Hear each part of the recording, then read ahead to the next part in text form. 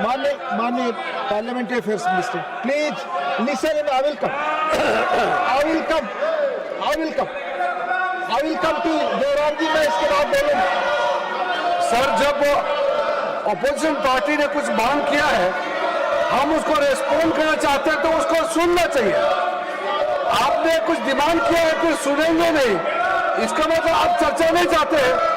मैं उपसभापति महोदय, मैं इस सदन में आपके माध्यम से सरकार का पक्ष रखना चाहता हूं कि पहले दिन से ये मानसून सत्र का शुरू से सरकार ने कहा है कि महत्वपूर्ण मुद्दे जो भी है और नीट एग्जाम पेपर लीक को लेकर के हम चर्चा के लिए शुरू से तैयार हैं।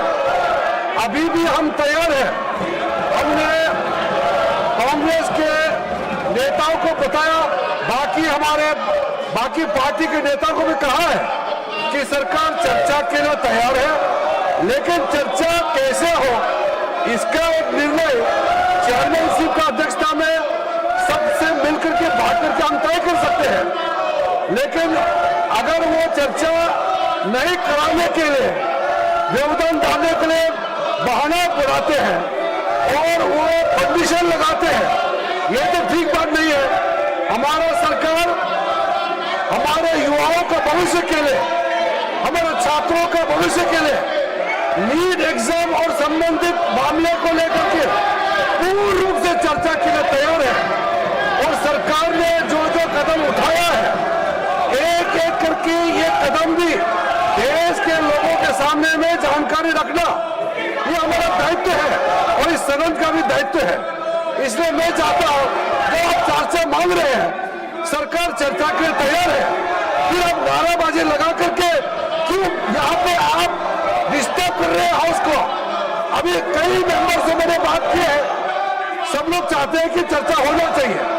मैं कांग्रेस पार्टी को कहना चाहता हूं, आप चर्चा की मांग करते हैं और फिर नारेबाजी लगा करके आप पूरा सदन को डिस्टर्ब करते हैं, ये ठीक बात नहीं है।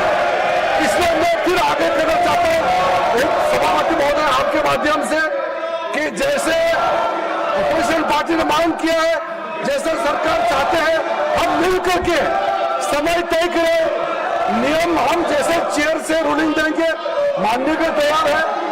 और कितना लंबा चर्चा करना है, जैसे चेयर से तय करेंगे, हम 100% सरकार तैयार है चर्चा के लिए।